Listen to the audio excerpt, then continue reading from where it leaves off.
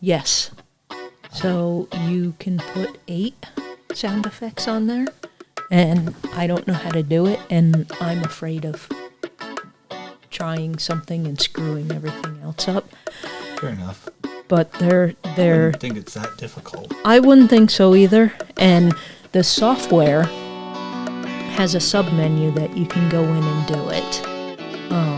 And then it's just a matter of remembering which one is which to make a sound. It's the same with, theoretically, someone can call in on the phone, and we can plug that in there.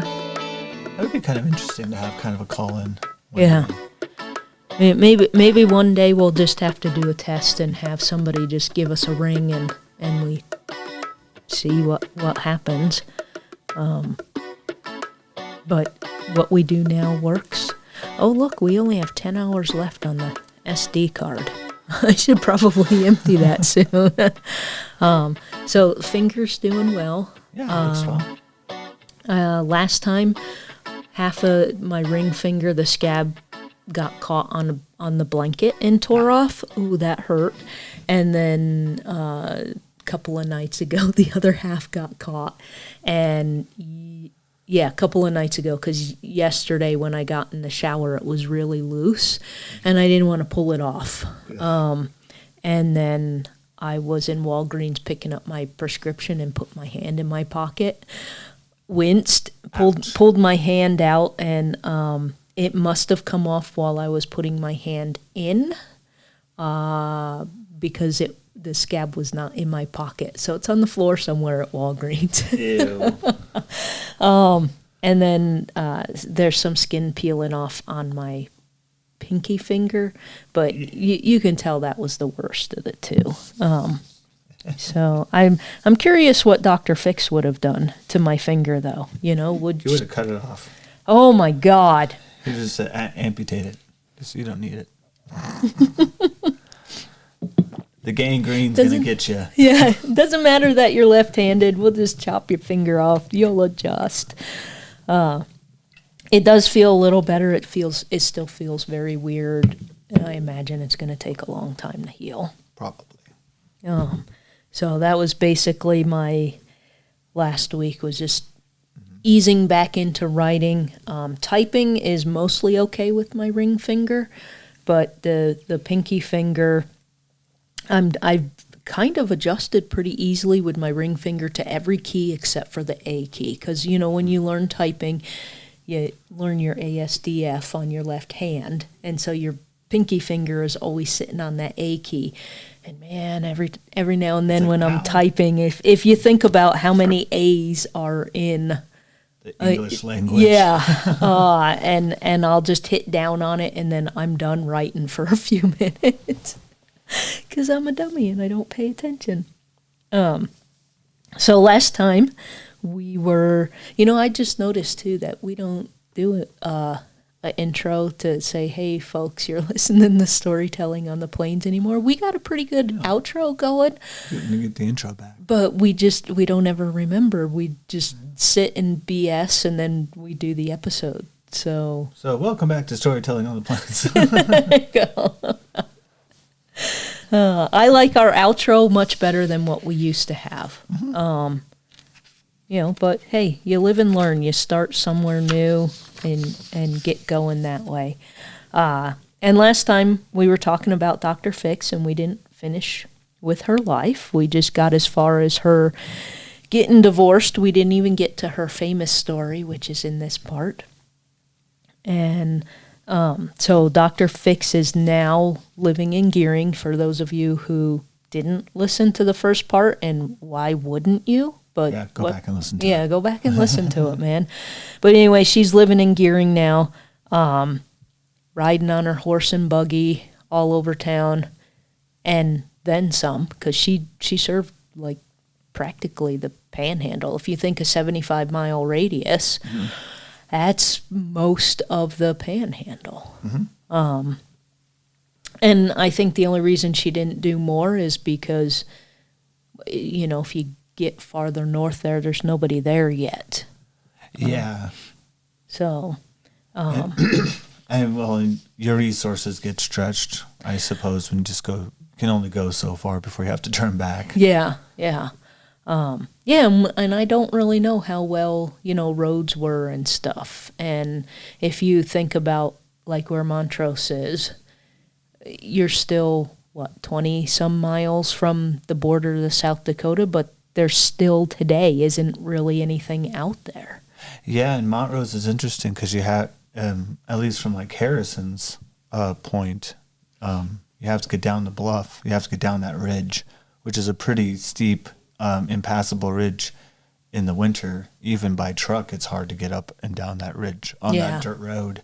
And so I'm not sure. The only way I think you get around it, you have to go basically towards Lusk and wait until the ridge kind of flattens out and go around. And I don't know if she had to do that. I'm not sure how she got down that ridge from Harrison. Or did she? Did she? Because all the info we have is just, 75-mile radius from Scottsbluff Gearing, which is a good swath of land. It is. But, and but maybe... who knows exactly who she saw. Yeah. Because it's such a huge swath of land. Yeah. So anyway, that's what Dr. Fix is up to when we pick up with her in part 2 here. So in the article, The Life of Dr. Arbuckle Detailed, it said, not anyone who knew her could ever forget her. She was a hard worker, confident of her skills, whether setting a bone, cleaning a wound, or delivering a baby. Many emergencies were handled in the front office of the doctor's sanitarium, where she had a couch, dental chair, and rows of cabinets. If she needed help with a patient, she asked, allowing no time for the faint-hearted to back down. So I imagine there were some hardy folks working with her. Grab this. I said grab this. Yeah. I told you, hold him down. And I like that, even descriptions today still call her place sanitarium in the not messed up way we use it today, because it's been that twisted. Name has a bad reputation. Yeah, because it was basically sanitarium became hospital, and then sanitarium got twisted to mean psychiatric hospital, and we know what happened there. Because even my mom's hometown, it's my hometown too. She worked at the Middletown Psychiatric Center. When it was created in the late 1880s, it was the Middletown Homeopathic Center, and it became sanitarium and then psychiatric center because we, as humans, twist words, and then they become bad words, and so we have to find better words. Even though they're usually still doing the same thing, we have to find better words. It's the same thing with... I hate using the word retarded, but when I grew up, it was retarded people my mom took care of. And over the course of her 37-year career, it became mentally handicapped, then developmentally disabled, then developmentally delayed. Because every time we find either a new term that better describes people, we'll use it, or people twist it into something terrible, and then we have to stop using it because of that, because then that word becomes disparaging to the people who are diagnosed that way. And that's what happened with sanitarium. Well, there's also sanitarium, even as a hospital, has a bad reputation, at least if you're from like Rapid City and Susan or Sioux Sanitarium. It's still to this day known as Susan, and it's still a hospital to this day, but it's still called a sanatorium or Sioux Sanatorium or Susan. Okay. But it has an awful reputation to this day of providing not the best care, not having the best practice. Of course, it's mostly for the Native Americans. That's what the hospital was set up for. So it's free to them, but because of it being free, it's very, very poor in quality. And it has a horrible, horrible reputation. Always has. So, yeah. Yeah. Yeah, I can see that. And I won't name the place, but you and I will know exactly what I'm talking about when I talk about care homes in this area. Yep. There is one place I don't think I would want my worst enemy to go to. And, they were nursing homes growing up. And you'll still hear older people call them nursing homes, but they've been changed to care homes or X facility, Y facility, because nursing home has that horrible connotation now that if you go to a nursing home, you're going to get terrible treatment and die. And it's just a constant thing with language. So I was happy with all the research that I did on Dr. Fix, that they were using sanitarium in the sense that it was used then and it was not a hospital. Yeah. And it was before we started calling them hospitals. So for accuracy's sake, they stuck with it. And I don't know, I just kind of like that. So there I go off track again. So during one incident at Dr. Fix's sanitarium, she helped Sam Lawyer, a stable owner. And when I first read that, I was waiting for more of a sentence because I'm thinking stable as in not unstable. And I'm like, oh, wait, they're talking the other kind of stable. Like a horse. Because I was like a stable owner of what? Of his own mind. A stable owner of his own wits. So Sam fell while rounding up his horses and broke his right leg. A sliver of bone cut through his boot top, and Dr. Fix yanked that bone back into place while his son Walt picked up bits of cactus out of his father's arm. So can you imagine that? Here's poor Sam just laying there, I'm in pain, and he's got bits of cactus in his arm. And while Dr. Fix is just like yanking that bone back into place, his son's like, here, let me get the cactus out of your arm too. Might as well. Might as well get it all done at once. So yeah. And I'm sure his pain receptors were just going nuts, so maybe that was actually better. A little bit of adrenaline going there. Yeah. Get it all done before it wears off. Yeah. And I cleaned that up quite a bit because the description went into much more detail about the sliver of bone that went through his boot. And I was like, no, I'm not describing that. So if y'all ever go and find that article and read it, there's more detail if you like that kind of stuff. So Goldie, if you remember, Goldie was Goldie Howard, who was interviewed in the Courier, not the Star Herald. Goldie also noted that although Dr. Fix believed in some basic homeopathy, she also believed there was a higher power at work in the world and that she could only do so much. Dr. Fix also dispensed psychological counseling free of charge. So she kind of was your jack of all trades doctor out here. Did a little bit of everything. And that's what she was trained in when she was under the guardianship. She learned homeopathy, but she also went to what is now UNMC and learned proper medicine. So she had a little bit of both. And it seems to me like it was the late 1800s version of if I go to the doctor, they do some blood work and my vitamin D levels are low. Okay, go outside more, because they made fun of me for when I was working on the night shift. I had to start taking vitamin D because I wasn't outside enough to get it naturally from the sun. So theoretically, that's kind of a little bit homeopathy, but there's also the hard science that we know that if you get, you need vitamin D, get more. If you're not able to get outside, take the vitamin D pill. Yeah, and there's plenty of homeopathy that's just off of general observations that a scientist would make anyway. Yeah, and then there's the whole quackery that I'm not even going to get into because I don't want to argue with people over it.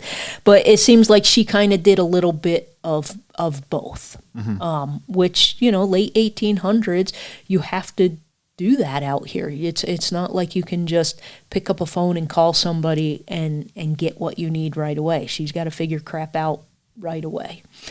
So Goldie told a story of an encounter that her mother had with Dr. Fix. She was a very tearful woman, and she was crying because she wanted to go home back east. Dr. Fix straightened her out. She told her, "Mrs. Randall, you're just as happy as you care to be," and walked out the door. So that's Dr. Fix being a psychologist. Some psychologist. That sounds like what's her name from the Peanuts gang? And was it Lucy? Lucy? No, or Peppermint Patty? No, it wasn't Peppermint Patty. Oh. I don't think it was Lucy either. Oh yeah, Lucy always had the doctors in. Was that Lucy? I thought. Oh no, that was Charlie Brown's sister, Sally. Sally. Yeah. And maybe that's what her mom needed to hear because 5 cents worth of psychology. Yeah, you're fine. You're fine. Stop crying. Stop groaning. You're fine. And I laughed at that because I remember when I first came out to Nebraska, phones were still expensive. You had to pay for calls back to New York, and I was limited. And, I wanted to be able to talk to my mom more, and I couldn't. And I kind of was in both those situations. Like, I want to talk to my mom. I can't because we don't have the money to. But I also had that little bit of Dr. Fix in me that was like, you're in college, just shut up and get on with it. It'll be okay. And, it took like 3 months to adjust to that. Yeah. But it also taught me how to prioritize things. My mom and I, until her accident in July, we didn't do that anymore because long distance calls are free now, so we could talk for 2 or 3 hours, but back then we were limited to like 20 or 30 minutes max. And if I remember correctly, I think it was like a close to $1 a minute to call. It was ridiculously expensive. And even when cell phones came around for the longest time, you had roaming charges. That's what I faced when I was in college because we had cell phones by then, but you still didn't want to call for too long because you had the roaming charges. Yeah. And then they introduced the nights and weekends, and then your little friend circle, and you could get cheaper rates. They were still expensive, but they were cheaper. And what's messed up is it could always have made it for free. They always could have, yeah. It was a scam. Yes, it was just a way to get money from you. Yep. And so I learned how to prioritize things when I talk to my mom. Do I really need to tell her I stubbed my toe when I got a concussion, something else? Right. So you learn what was important. And I wrote letters a whole lot more then, and I really enjoy writing letters to keep in touch with friends. And I have a friend that lives in Reno, Nevada, and we write letters back and forth to each other. And sometimes this is just stupid letters, and then sometimes it's long, thought out, maybe some philosophical stuff. But we just decided that we both miss that, so we want to keep that up. Yeah, it's nice to have old pen pals. Yeah, so, and that's part of why when I went on the internet in 93, I purposely picked people overseas for 2 reasons. One, if I happened to meet a guy who turned out to be really super duper creepy, it's unlikely he's going to come and stalk me. And 2, it's one thing to read, and I'm going to use Netherlands for example because I have quite a few good friends that I've kept in touch with over the last 30 years. It's one thing to read about the Netherlands, but then it's another thing to actually know somebody who lives there and go, oh, hey, I just read this article and this is what it says. And a lot of times they would be like, yeah, Irene, no, they're twisting it. It's not that bad. And then they would explain things to me. So it was a neat way for me to learn about the world. And I ended up with 3 neat lifelong friends because of it. Cool, yeah. And one of those friends married a lady from Greece, and so now I have a friend I've known since 97, I believe. She would remember when we met. And, so if I have questions about Greece, I can just ask her. Remember when Greece was going through that whole collapse with their economy and stuff? Yeah. I could just email her and be like, I read this article, here's the link to it. Something doesn't seem right. And she'd be like, well, they sort of got it right. And then she would explain it to me, and it's just a neat thing to have that. So anyway, Goldie's mom stayed because obviously Goldie is here. So I guess she became as happy as she wanted to be. So Dr. Fix was also known to conduct dentistry when necessary, thus the dentist chair in her office. She had a few lessons about it when she was in school, but it only went so far as to teach about emergencies. My teeth hurt right now. Dr. Fix helped anyone she came across, even if it meant performing dentistry on the side of the road. She admitted in her little Ledger autobiography that it wasn't the best way and could possibly be criminal, but there was often no other choice. Who's going to catch you out here? Yeah. And if you have to do dentistry on the side of the road, okay, so dude was going to die unless you pulled that tooth out. Mm-hmm. Dude's probably not going to call the cops on you. Or she had some foresight to see that if something went on much longer, it will turn into something that'll get serious. Yes. Yeah. That reminds me of a man I know here in town who is a police officer, and he neglected going to the dentist for a while and was just trying to treat it, with, I'll just do this, that, and the other thing, and the pain will go away. And one day he was at the scene. I think it was an accident, but one of the EMTs saw him and was like, dude, what are you doing? He's like, I'm going to go back to the office. I got to write my report. He's like, no, what's wrong with you? Like, the EMT saw a complete difference in this dude and was like, yeah, no, get in my ambulance. Took him up to the hospital, and his tooth had abscessed. And I forget how long it was. I know it was like less than a day, and it probably would have killed him.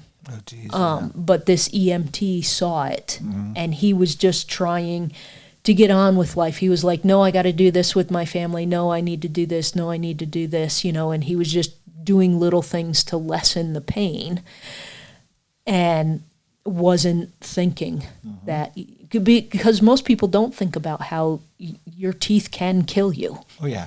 And has in the past quite often. And so I imagine if, she came across somebody on the side of the road and was like, dude, we need to take care of this now. Yeah. And even though she was a very kind and compassionate person, I get the sense too that she, from what I've read, that she would have been like, no, dude, we're taking that tooth now. You don't have a choice. I'm going to sit on you and yank it out. You're a tough love. Yeah. So because it was the frontier, you sometimes had to be innovative in order to get things done. And there is one famous story about Dr. Fix's creative methods of using whatever resources were available. And this is the story that everybody who knows who Dr. Fix is knows this story.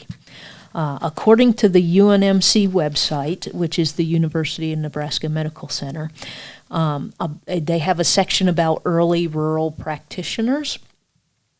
Dr. Fix was a bit of an anomaly in the rural communities of Minnetonka and Gearing, Nebraska, where she practiced in 1886. On one occasion, she received word of an injured cowboy and raced 18 miles on horseback to the ranch. Upon arrival, she asked, "Where's the patient?" The foreman replied, "Nobody's hurt. We just heard about the lady doctor and we wanted to see. We had to see for ourselves." I would be super ticked if I hear there's an emergency and I ride my horse 18 miles and you're riding the horse hard. She better have gotten supper. Oh, right? Oh, she got something. Something better been waiting for her at the end of that. Yeah. Like, I would have had lunch ready, something. Oh, we pay just for the horse. Yeah.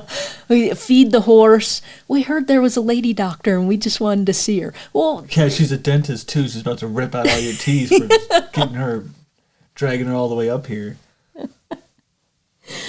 Oh man, that if I had a time machine, I would love to go back to that house just to see what she did. Livid she'd be. I'd be so livid. Dr. Fix traveled far and wide in western Nebraska to treat any patient who needed her assistance. If medical supplies were hard to come by, she improvised. Roof shingles became splints, saddle stirrups became slings, and bed sheets became bandages. On one occasion, she used a silver dollar to repair a skull fracture. So one day, Eli Beebe was helping his in-laws dig a well. Sarah Hindman wrote that in her article that Beebe's hand slipped from the windlass being used to pull up buckets of dirt. And the windlass is an apparatus for moving heavy weights, and you can type it into Google, Windlass,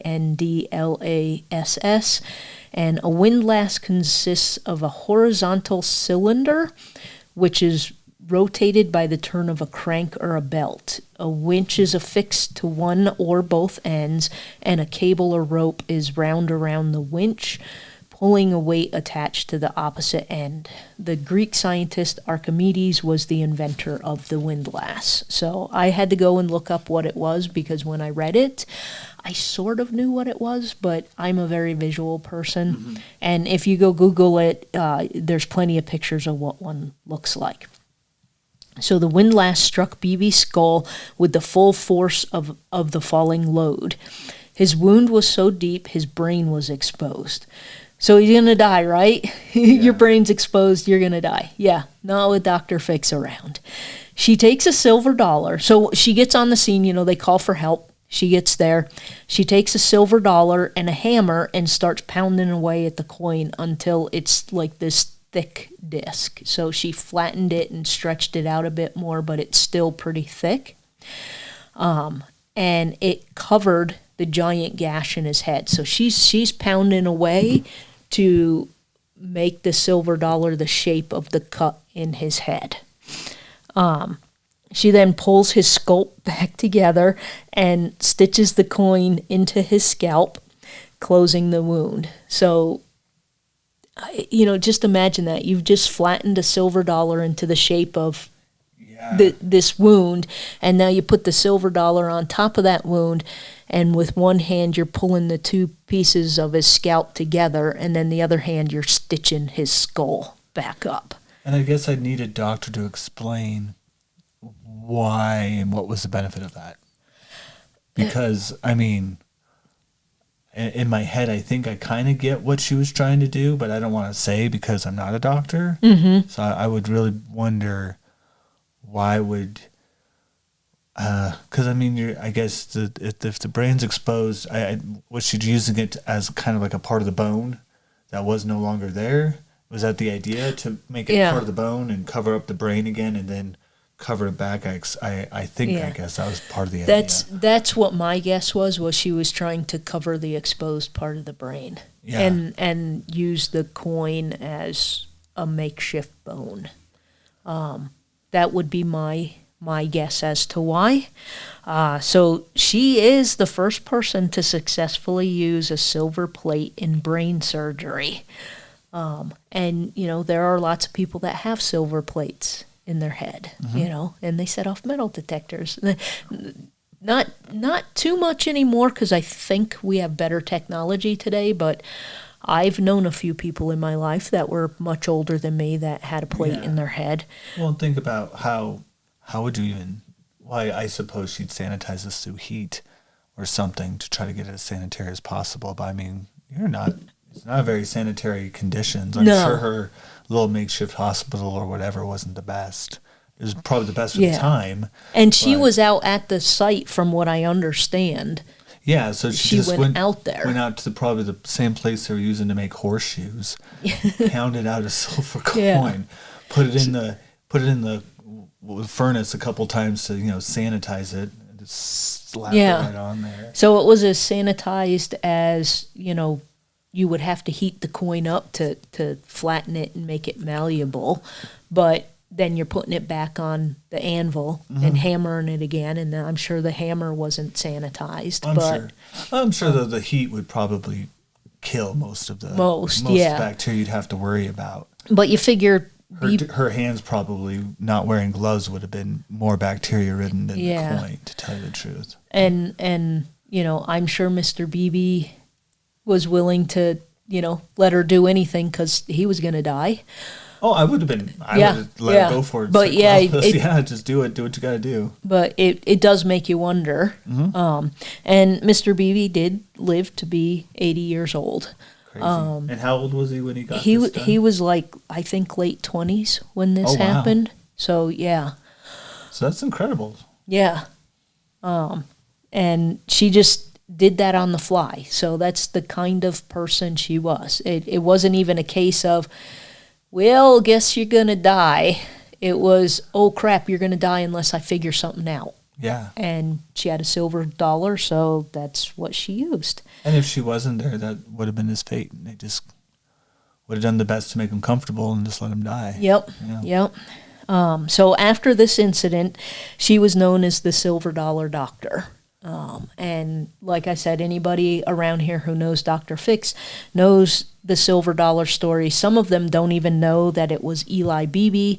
They don't know the whole story. They just know that she whacked a silver coin and used it, to cover his head. Yeah. But it's an amazing story because you're looking. I believe this was early 1890s, like maybe 91, 92. But it's still very early, and she's just like, oh, let's just do this and we'll save him. Mm-hmm. So, and I'm sure he was happy for that. He got another 80 years out of it. And the article that I had found that in with Sarah Hinman wrote, it was a story about Eli Beebe, because the story goes on about the rest of his life, who he married, kids, who his descendants are, blah, blah, blah, blah. She was writing in some newspaper magazine about, it appears she had some column every week where she wrote about interesting people related to what this magazine was about. And I think it was a religious magazine, but I'm not sure. But she had in my opinion, she had the coolest, most detailed version. Nice. That's why I went with it. So Dr. Fix was also compassionate when others only had fear. When a young man had passed away from smallpox, no one was going to attend the burial, which, people feared smallpox. They didn't know, if you die and you died of smallpox, am I going to get smallpox while I'm trying to bury you? So this kid was just going to be left to rot. So Dr. Fix and her friend Millard Cluck got to work. Millard dug the grave and built the coffin, and then at night they buried the man with Dr. Fix saying prayers at the grave. And she did the same thing when another young man had died of typhoid. So, and I must say that around here is willful ignorance about smallpox, because we did know a lot. Yeah. We knew a ton about smallpox by this time. We knew to burn the clothes. We knew to burn the blankets, not give them over to the Native Americans, which is what we did do. But so we knew exactly what how smallpox. By then we actually even started having cures. For smallpox. So even the fact that people weren't vaccinated had a lot to do with religious intolerance and ignorance, and it was so sad in this time that anybody got smallpox. Yeah. Because it really shouldn't have had to happen. And with that religious ignorance, Dr. Fix was, I don't know how religious, but she, like she mentioned, I can only do so much and God will do the rest. And I don't know, but did she... I would be curious if she did smallpox vaccinations. Yeah, they were I've around never by that time. Yeah, I've never found anything to the positive or negative of that. It was definitely around, but it wasn't done at a state level till much, much later. Yeah, but it kind of spoke to me more about her character, that she was just like, no, we need to bury these people. And it also makes me think, too, about the great Miss Bish, who would take her organ and play on people's porches when someone had passed away of the flu in 1919, out here as well, because people were too afraid to go and, we're going to get the flu and die too, that there are always these kind and compassionate people around that just say, no, these people need to be cared for. You had the same thing happening in Western Europe with the plague. Yep. That there were people that were like, yeah, we know this person over here is going to die of plague, but they need comforting and compassion till they die.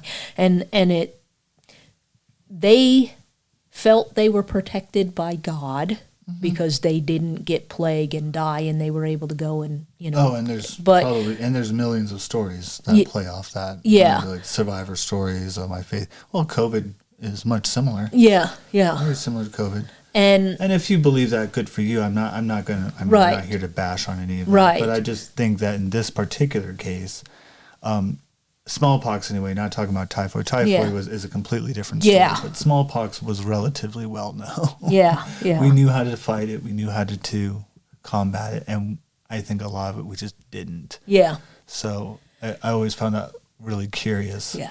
And considering how long ago, and I learned this in biology class, just how long ago it was. The cure was discovered for smallpox. And like you said with COVID, we did the same thing again, because I would talk to my mom on the phone. I would have loved to have gone and seen her, but New York was shut down. And here I was inconvenienced because I had to wait an hour later in the morning to go grocery shopping, because senior citizens were given that first hour of the stores being open to go shopping, because they were a highly vulnerable population. Sure. So I think Sioux Falls did something similar. But here, it was just like you have to wear a mask in public. Yeah. It Falls wasn't too highly affected, and at least not till later. Well, we had quite a few cases out here, but it was that same thing of people didn't want to believe that's what was happening. So just kind of put it out of your mind. Yeah. So I'm just thinking they probably thought, we're isolated enough, we don't have to worry about it. And then, oh no, this young man died of smallpox. And now they're all in fear because that could be. Yeah. Well, So, but regardless, her first reaction was, no, this man needs a proper burial, and we're going to give him a proper burial. And not only that, it's normally the minister that says prayers at the graveside, and Dr. Fix made sure that she did the prayers. So, just all around, I think she was just an awesome doctor, and just had compassion. What does my patient need, and what can I do to help them? And I think in that sense, not only did that make her a good doctor, but she might have been a little bit more advanced than other doctors of the time. So she was also known as being generally friendly and had a great bedside manner, and she opened her home to a variety of people and organizations. Among them are the Women's Missionary Society, the Women's Library Club, and the Women's Exchange, which work to raise funds for village improvement. So she's well involved in her town. And she's like, we need improvements in the town in general, so I'm going to start an organization to raise money for that. And that's no different than the service clubs we have today. Yes. Well, and the Missionary Society, the Library Club, and the Women's Exchange all did really important things for this community. So, yes. And I know, I want to say it was a couple of weeks ago, Christy, who is the director of the Gearing Library, I just can't remember if she wrote in the Star Herald or the Courier, one of the two. She was writing about how beneficial the Women's Library Club was to the early years of the library, to keep it running, keep it, a vital part of society. And she had thanked Dr. Fix, and she had the whole list of the ladies at the time that were members of the Women's Library Club. So all of these things were very important organizations in early Western Nebraska history. In particular, Gearing, because that's where Dr. Fix was living at the time. So she also taught a boys' Sunday school class at the Methodist Church. And I didn't write it down, but some of these boys were considered unruly. And she was like, yeah, I'll teach them. And it was noted as well that basically the boys would flip her crap, and she would flip it right back to them, and they would settle down and behave. So, the more I read about Dr. Fix, the more I like her, the more about her personality I learned, that we don't ever learn about, because when you see a story in the newspaper, it's always about the silver dollar. Yeah. And I had wanted to learn more about who is Dr. Fix. So in 1908, she traveled to London as a delegate representing the Episcopal Church in western Nebraska. And while she was a pioneer in more ways than one, she could also tick people off. So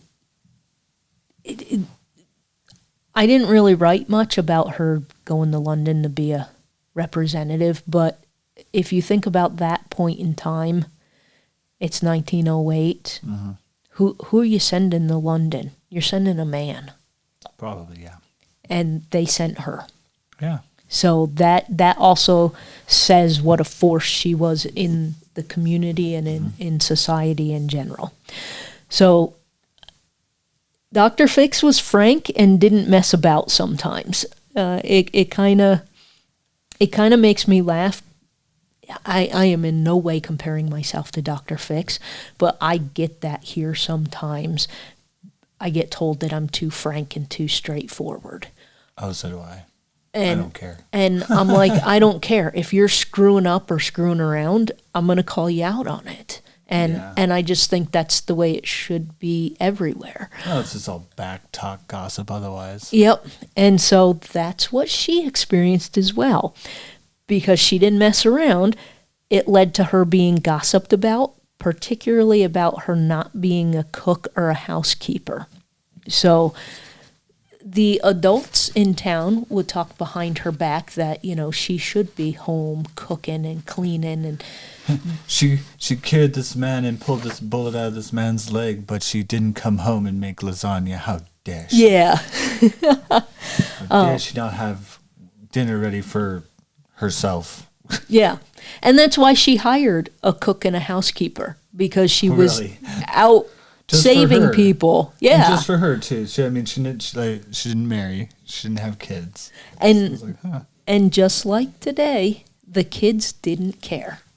The kids that she was around, she would help them with school and provide them with things like microscopes in school and assistance with their education. There's a story about a microscope that she donated to the school. When they first came to ask her for, she was like, "No, it's my microscope. I'm not, no." And then about a week or so later, she showed up to the school with the microscope, and she's like, "I was being selfish. Yeah. These guys need this, so, here is my microscope." And, presumably she got another one because she did need one for her job. But she realized, no, I was being selfish and a bit of a jerk, and let me correct that and help these kids, because she wanted to help kids have a better education, and she had this tool that could do that. yeah. So I thought, that little things like that also to me speak to her character, So she also aided in arranging weddings, not arranging them like, "Connor, you must marry this person." But she wasn't the town's matchmaker. No. She like organized the parties and, getting the reverend there and having the party afterwards and that kind of stuff. That's what they meant by arranging it. She also helped people arrange just general parties, like, Connor's going to have a party on Saturday night.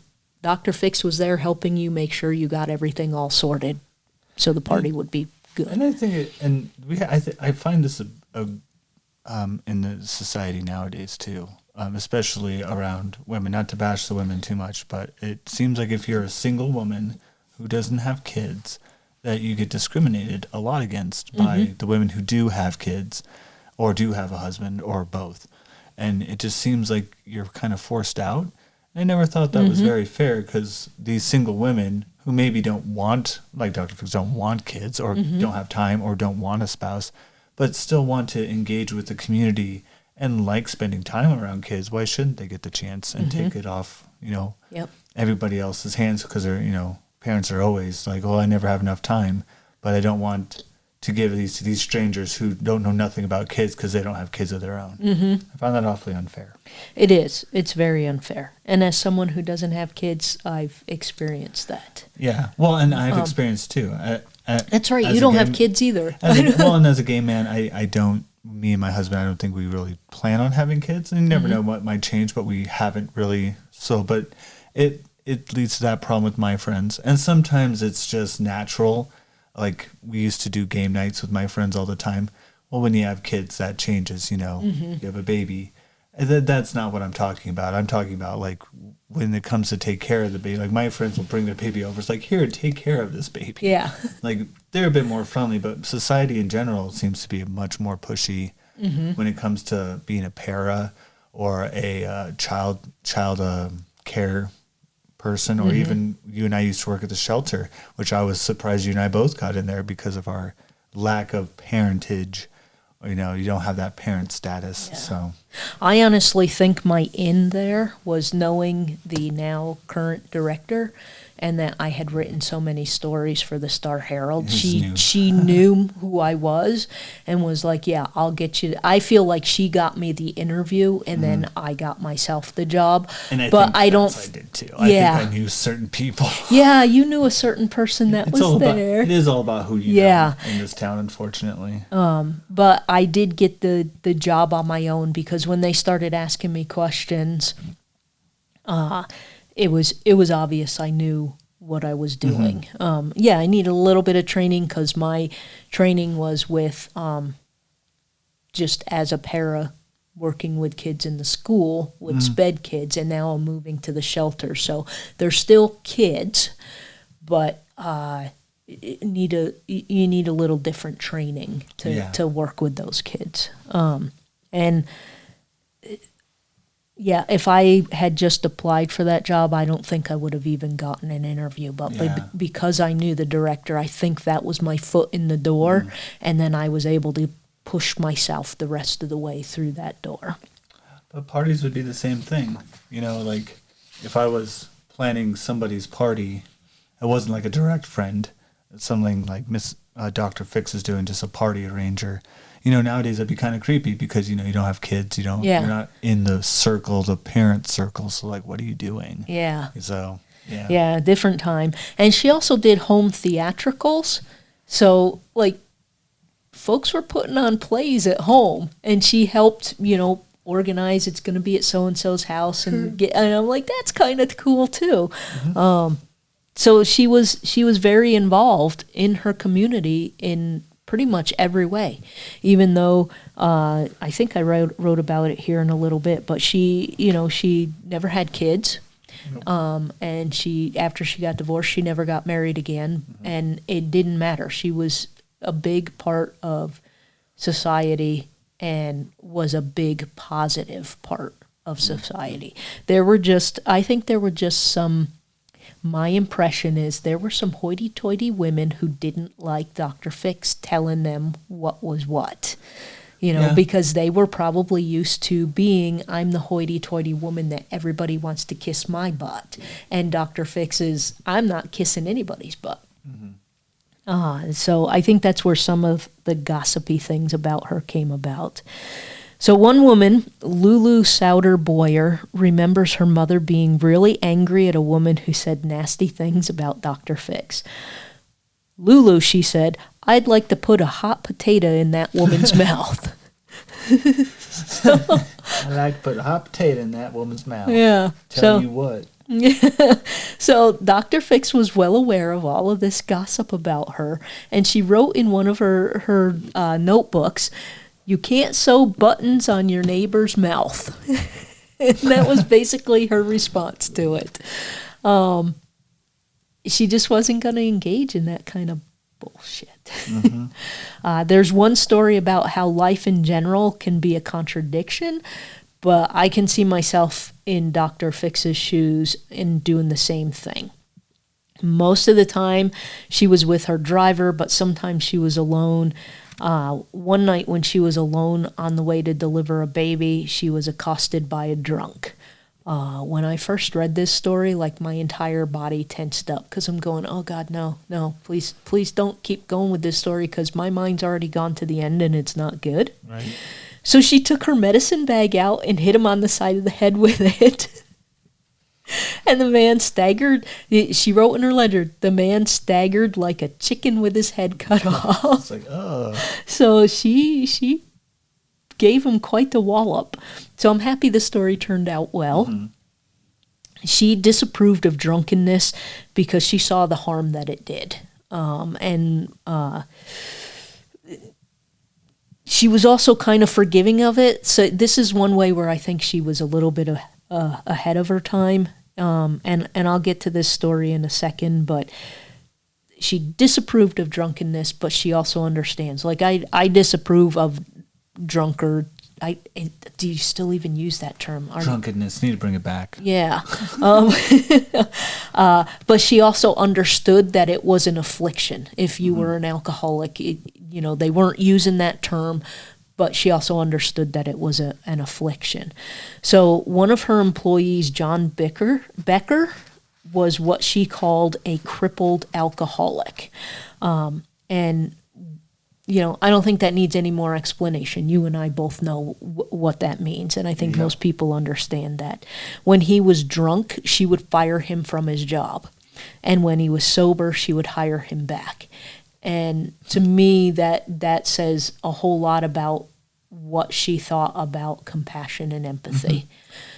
Mm-hmm. And it's basically, you're drunk, you can't work for me. You can't work while you're drunk, but go sober up, come back. And I'll give you your job back. Mm-hmm. So I thought that was a nice little story about her, that you can hate something, being in the, I guess, act of being an alcoholic, but you're not hating the person. She understood even then that, it's a type of affliction. I mean, we even hear those stories of, in the Old West, they'd pick up the town drunk and he'd sober up in the cells overnight. Mm-hmm. And, never got charged with anything. It was just their way of trying to keep the person safe till they sobered up, because no one really, I think a lot of people today still don't know what to do with friends and family members that are alcoholics, because there's nothing we can do. It's not like if you were one or I were one, your husband or my husband can't come to us and say, here, take this pill and you'll be better in 24 hours. Mm-hmm. Because that's not how it works with things like that. Nope. So another time she had asked Mary Breon to go with her to a home where she was going to deliver a baby. And as the two women waited for the baby's arrival, they cleaned up the home and tidied the pregnant lady's children. And that's a direct quote. I like that. She tidied the children. So they're sitting there waiting for the baby to arrive, and they know it's coming. And they're like, well, I guess we'll clean the house and wash the kids. So while they were cleaning, Dr. Fix found 12 bottles of alcohol in the cupboard. And she knew the husband drank, so she ordered Mary to take the booze outside by the coal house. Dr. Fix poured out all 12 bottles. When the husband discovered later on what she had done, Dr. Fix replied, "This is no time for a man to be drunk when a new child to be born in this house." So take that. Yeah. So and knowing what we do know about Dr. Fix's character, I'm thinking she probably made regular visits out there to make sure there were no more bottles out there. Could be, yeah. Or if she did hear about it, she probably went and talked to the dude. So she was a fixture in western Nebraska for more than 40 years. Later in life, she developed asthma and moved in with Ida, who had agreed to take care of her. There's some weird articles and descriptions about how she got asthma. They were like, oh, she got it when she was out at Robidoux Pass, and she got it. And I'm like, you don't magically get asthma. You can develop it later on in life. Well, I wonder if it was asthma, or was it something else that sounds like asthma, but it's closer to something else. Yeah, I don't know. I found one account that said that it was like a sickness or a cold, but then everything else I came across said asthma. So I went with asthma just because that was all. But regardless of what it was, she was never able to shake it. Ida and Dr. Fix made many trips to California during the winter where she seemed to suffer less, and her symptoms eased. And again, we don't really truly know what it is because also President Roosevelt used to go down south to help with the pain that he still had from being paralyzed. He still had other pain, and that would ease things up a bit, and it's well known that certain ailments, if you're in a warmer climate, the symptoms seem to ease up. I think back then almost all your chronic lung problems, they tell you go to a warmer place, don't be out in the cold, which had a lot of logic to it. Yeah. And that's again that observation, Yeah, that's some logic into it. Don't want to be breathing in the cold. Yeah. I skipped a bit with Ida did write a little short autobiography about her life and her time with Dr. Fix, and I skipped some things because all the accounts I've read, they went out there in the winters, but when Dr. Fix passed away, it was July, so that's a little bit confusing. Had they permanently moved out there, I didn't find anything that said it was permanent, but they said she went in winters, and July is not winter. So Ida wrote that she had returned to Germany, or to Gearing. Oh my God, she returned to Germany. So Ida wrote that she returned to Gearing to tend to some business when she received word that Georgia had died. Dr. Fix died in San Diego, California on July 26, 1919. It is said that she died with Psalm 91 on her lips. I don't know who was there when she passed away. It wasn't Ida. Ida took care of all of the arrangements. Her body was returned to Nebraska, and she was buried in the West Lawn Cemetery in Gearing. Ida wrote, "In the shadow of Dome Rock and Scotts Bluff, the landmarks that defined the land where she had lived and practiced medicine for 39 years, she found her final resting place." And you have to remember, this is July 26, 1919. It was December, I forget the date, 1919, when the monument became an official monument. Oh, okay, yeah. So they were still separate bits of the same area at that time, and it was 5 months later when it became the national monument. Ida and some of Georgia's closest, I can't talk with the G words today. Ida and some of Georgia's closest friends fulfilled their promise to her that she be tucked neatly away beneath the flowers she loved so well while her soul passed on to pioneer in another land. Dr. Fix always saw herself as someone just doing the things that needed to be done. She didn't purposely call attention to herself in life. Rather, she just got on with it. Throughout her life, she faced many stigmas, beginning with she was illegitimate, she was poor, she was divorced, she loved children but never had any of her own, which you brought up. She was a woman who refused to know her place, but through it all, she was a brave woman of dignity, always willing to lend a hand to those who need help and providing compassion to all. In her ledger, she wrote the last verse of the poem, The Game of Life by John Godfrey Saxe. In battle or business, whatever the game, in law or in love, it is ever the same. In the struggle for power or the scramble for health, let this be your motto, rely on yourself. For when the prize be a ribbon or a throne, the victor is he who can go it alone. I find that quote, it's really cool. And I want to quote again from the Pioneering in the Shadow of Chimney Rock, because this analysis of Dr. Fix made me smile. It seemed almost as if Dr. Arbuckle Fix was divinely chosen to serve as a doctor on this last frontier. All of her experiences seemed to develop within her those traits which were needed. Her love of the immense, endless prairie, her desire to plant trees, her admiration for birds and animals, her reluctance to use firearms, her resistance toward killing animals, and most of all, her everlasting love for all who were sick or in sorrow, especially the children. She gave of her life to sustain life. One of the things she wrote in that little autobiographical ledger book, near the end of her life, she wondered if anyone even then who was alive would remember her, and that's always stuck with me. And I'm quoting again.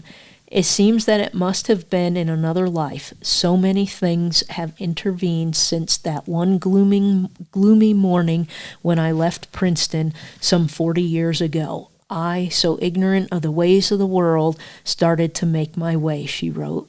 If you were never alone in the world and never away from the place you knew as home, you cannot think how I felt when I caught the last sight of what had been all the home I ever knew. However, the words, never say fail, had been too firmly planted in my mind to cause me to regret the step I was taking, dark and uninviting as it was. During her funeral service, Preacher Long said of her, she went about doing good. That she did, and I don't think she'll ever be forgotten.